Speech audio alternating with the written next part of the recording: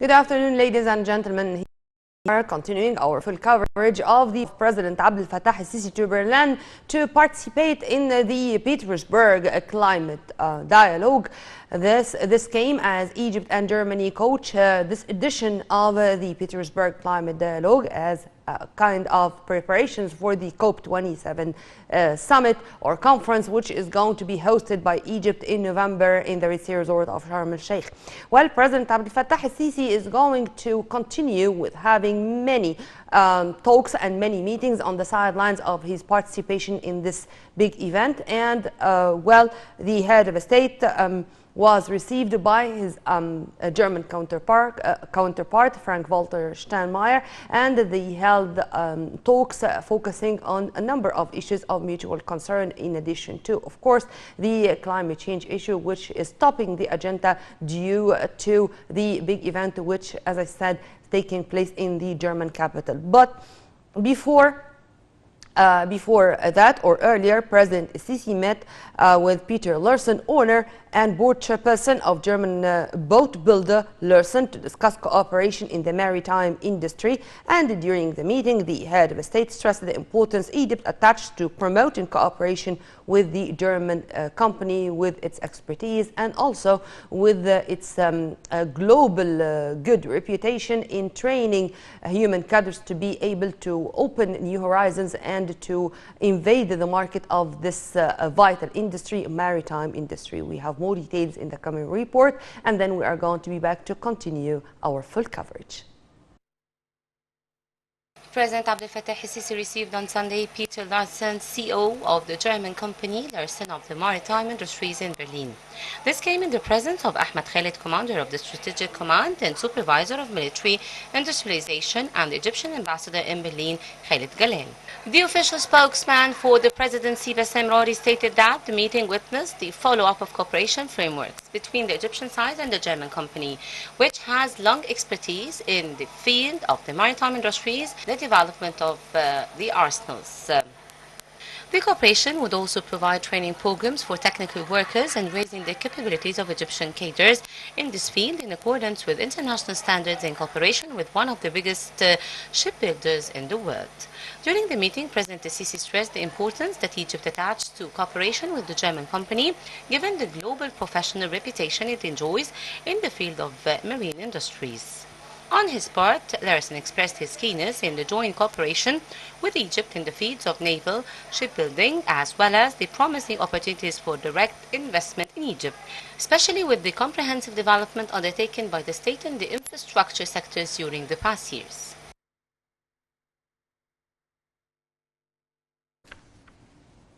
And to shed more light on President Abdel Fattah el-Sisi's visit to Germany and his participation, or to be accurate, his co-chairmanship of the summit, which is taking place there, the Petersburg Climate Dialogue, along with the German Chancellor Olaf Scholz. To shed more light on the visit and its positive impact, its results, well, its timing also, we are very much delighted to have with us via phone former Assistant Foreign Minister, Ambassador Gamal Bayoumi. Ambassador Bayoumi, a very good afternoon to you, sir. Good afternoon, how are you? Sir, let me put it this way first. What we are witnessing today is that we are garnering the positive results of our foreign policy and of also celebrating 70 years of diplomatic ties with Germany. The deeply rooted ties with Germany enabled Egypt to be that close, or to reach this kind of what we can call strategic partnership with this big European economy. If you please elaborate on that and the importance of having these ties with Germany, and that this is a big factor behind reaching the big day we are witnessing today. Practically all what you said is within the agenda which our president will discuss. Of course, his main task is to be present in this very important conference to prepare for the COP27, which will take place in November in Sharm el-Sheikh. This is a very difficult task because all the world is consuming the same air, sharing the same air, and unfortunately that the very big powers industrial countries are doing bad to our weather, whether this is United States or China. And we are trying to make our life much better. And Germany, by the way, and Europe in general are making very good steps in order to make the environment much better. In Egypt, of course, we did a lot and we expect to do much more of that. But in an occasion like that, we cannot neglect that they will discuss, of course, our international concerns and regional concerns. In the international level, we are worried about what is happening of terrorism, about illegal migration, or drug trafficking, or money laundering. All this can be discussed there. And Egypt's reputation is very good with Europe. They always praise our position, that we are doing our best. And of course, we shall see discussions around our regional problems, what is happening in Libya and Syria and the East Mediterranean zone where we are producing our gas.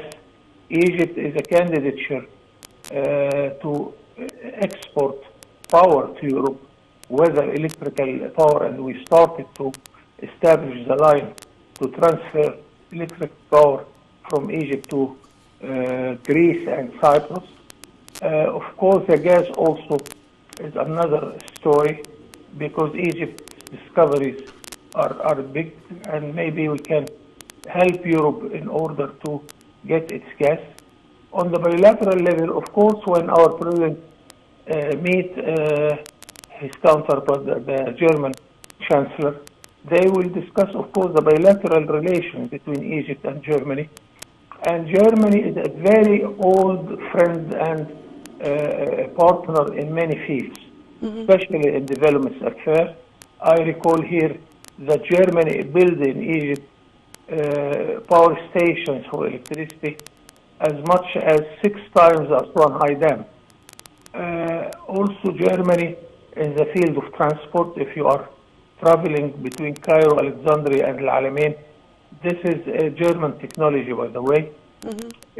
Also in the field of communication, what Siemens did to our telephone system is a sort of a miracle.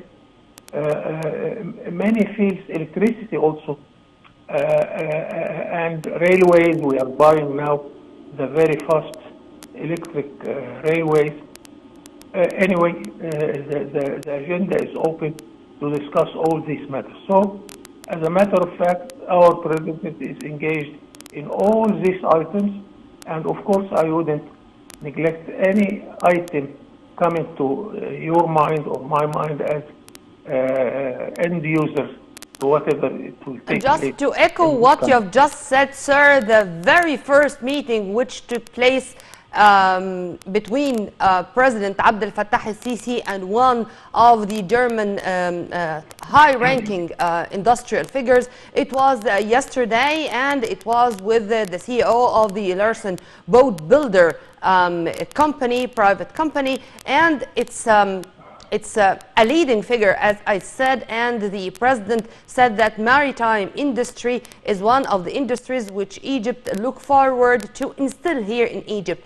How do you see this, sir? How do you see, taking into consideration that in every occasion the president is going to meet with the CEOs of different companies in different domains and to import the such technologies to our country? It is a very nice attitude of our president to take care of all these details. Thanks to him that our counterpart in the German companies and institutions shall always enjoy talking to the president himself to see what are the opportunities more than the challenges. Of course, he can pave the way to consider solving any problems they are facing, and this is a very important way to attract more and more German investors and other investors, of course.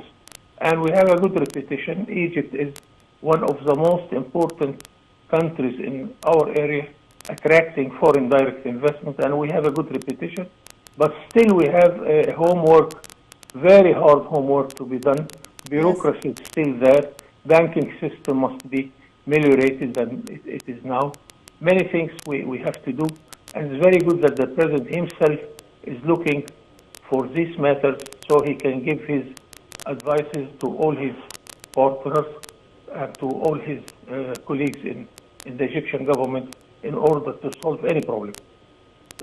Sir, in the session which witnessed the attendance of, or the chairmanship to be accurate, of President Abdel Fattah Sisi and German Chancellor Olaf Scholz of the Petersburg Climate Dialogue, the President in his speech mentioned the African continent and the African states so many times. And he spoke about the developing countries and to what extent they should be they should enjoy the aid and support of the developed countries to use or to benefit to the maximum from their natural resources, and by this it's going to be a win-win situation, and this is one of the most important ways to protect our planet, because as you've kindly mentioned also that we are all living on the same planet and we should protect it. How do you see mentioning Africa and the African states more than once and speaking this way about the win-win situation? Yes, we are seeking this, of course. And as I always repeat, that Africa, the flow of money going from Africa to the developed countries is much more than Africa receives of the flow of money. Africa is paying its debts, it's paying the invoice of its imports much more than it receives of investment or of the result of its exports. And this has to be faced, and many countries are helping Egypt to adopt this policy, to invest in Africa with the Egyptian experience and with the donors' money. Mm-hmm. I hope this can be practically applied, and China agreed with this, Japan also, and Europe also agreed with our Minister of Foreign Affairs in his last meeting with his counterpart in Europe, that they will be keen to finance whatever projects we propose to be implemented in Africa. As to environment, of course, we are in the situation that we are giving our environment more oxygen. The forests in Africa are the source of oxygen in the whole world, like the Amazon in Latin America. Mm. And we are encouraging the industrial countries to behave concerning environment.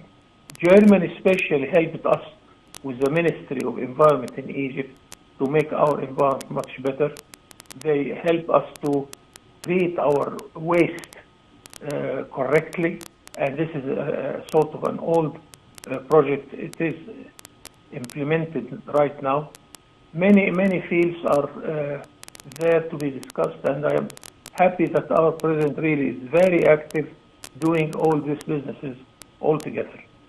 And it's for the best interest of all. I mean, the statement or the phrase win-win situation, I think it's going to be the pillar of talks, because also one of the important words which were repeated in the President's speech was fair and just transfer to clean or green energy, meaning that we don't have the luxury of being unfair in this transfer.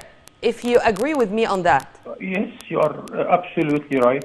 But we are facing a practical problem, because after all, environment needs investment and finance. Who will pay the cost of cleaner car or cleaner exhaust of the car? Europe did it, by the way, and the exhaust of the European cars are not the ones we are using here. They do not produce nitrogen or other gases. And we have to develop this, but to develop this, it needs the finance. That's why the President called on the international monetary organizations in order to help the developing countries in order to finance whatever it costs to make our environment much more cleaner. Yeah. Sir, there are marathon diplomatic efforts made by our top diplomat, Sameh Shukri, who is also the president-designate of the coming COP27 summit due to be hosted by Sharm el-Sheikh. Last month, he was in Bonn also to participate in another session which also discussed climate change efforts and preparing for this dialogue, Pittsburgh Climate Dialogue. As it's going, all these summits or all these gatherings or conventions are the platform to say that we will do every single step to guarantee that the coming COP27 is going to be a story of success. How do you see those marathon diplomatic efforts made by our top diplomat? Thank God that we have a very active diplomacy. It is very old. It is as 2,000 years before Christ, and still going quite actively. Sameh Shukri, I do not envy him. I do not know when this man stays at home because he's always in the airport. I remember once a German officer at the border looked to my passport and he said, "Sir, are you homeless?" Because we travel a lot. We travel a lot, of course, in order to cover all our needs. And now we added the most important weapon to our foreign diplomacy, which is the presidential level. Now we have a very active president, thank God, that he is traveling from Tokyo to Paris, vice versa. He went to New York. He made 40 meetings with 40 counterparts in 5 days. He went to most of the African countries. He went to the Arab countries. So we have an active diplomacy supported by the level of the presidency also. Sir, also, whether in the speech of the president or the speech of Foreign Minister Sameh Shukri, they both mentioned the non-governmental organization and the private sector, and they stressed the importance of having this kind of coordination and cooperation among the governmental institutions or governmental organizations and the non-governmental organizations and the NGOs to guarantee that that the planet is going to succeed facing this threat, which is climate change. How do you see focusing on this part of the equation? Very important, because as a matter of fact, we have to stress that we shall give the private sector and the NGOs all the ways and means to participate in our efforts of development. And Egypt needs to do that. But I must claim to you that I am not satisfied with the attitude of our mass media. They are still taking part against our NGOs and against our private sector. They think that the government should have the policy of state-led economy. This is an old-fashioned, even Russian and the Chinese do not do it anymore. And we have, of course, to give much more power to the private sector and the non-governmental organization. And I think our president and our government is dominant to do that. So let us wait and see until we see some results there.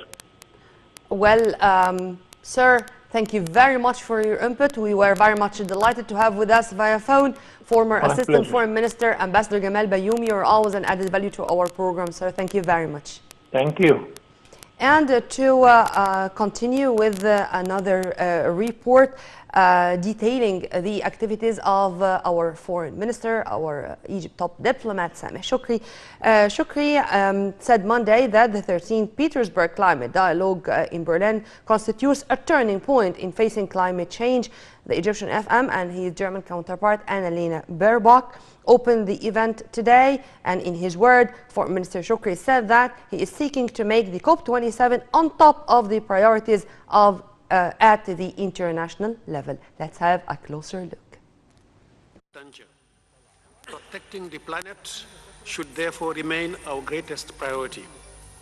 The world is looking for global leadership, a leadership that is able to disassociate short-term from long-term emergency, a leadership that does not take a single tree for a forest. Ministers, Leaders, my message to you today is this, that the remaining month on the road to COP27 and at COP27 itself, we must be about. Minister of Foreign Affairs Sameh Shoukry said Monday that Young Climate Change Conference COP27 comes on the top of Egypt's priorities. He added that during the participating in the Petersburg Climate Dialogue that Egypt welcomes all international support that contributes to the success of the COP27. Shoukry called on all participants at the Petersburg Climate Dialogue to take advantage of all opportunities to discuss climate change in preparation of the upcoming climate summit in Egypt. The Foreign Affairs Minister said that it's necessary to have a common will to deal with the initial results and agreements that are expected to be reached in Sharm el-Sheikh. The 13th Petersburg Climate Dialogue, PCD13, was launched in Berlin on Monday under the co-chairmanship of Egypt and Germany. Egypt was invited to this important event in view of its pivotal role under the leadership of President Abdel Fattah el-Sisi vis-à-vis climate change negotiations over the past few years. Foreign Minister Sameh Shoukry, who is also President-designate of the United Nations Climate Change Conference 2022 COP27, and his German counterpart Annalena Baerbock opened the event. Ministers and senior negotiators from representative countries gathered in Berlin for the 13th Petersburg Climate Dialogue that follows the Bonn SBS and G7 summit in June. We are still with the diplomatic activities and meetings of our top diplomat, who is also the president-designate of the COP27, Sameh Shoukry, who discussed the preparations for the conference in Berlin with the UN Climate Change Acting Executive Secretary and UN Under-Secretary General Ibrahim Thiaw. Foreign Minister and President designated of the 27th session of the UN Climate Change Conference COP27, Sameh Shoukry, discussed Egypt's preparation for the conference in Berlin on Sunday. That comes during Shoukry's meeting with the UN Climate Change Acting Executive Secretary and UN Under-Secretary General Ibrahim Thiaw. Shoukry reviewed the work to ensure the high-level participation in the conference, whether on the state level or by regional and international organizations and NGOs, yields that required results in the field of climate change. The meeting between Shoukry and Thiaw was held prior to the participating in the Petersburg Climate Dialogue in Monday. Egypt co-chairs this year with Germany has been holding the Petersburg Climate Dialogue since 2009. Year's session of the UN Climate Change Conference. This year, Egypt's 27th session conference in the Red Sea resort city of Sharm el-Sheikh in November. President Abdel Fattah el-Sisi arrived in Berlin Sunday after an invitation by German Chancellor Olaf Scholz in order to co-share the dialogue, according to the Egyptian presidency.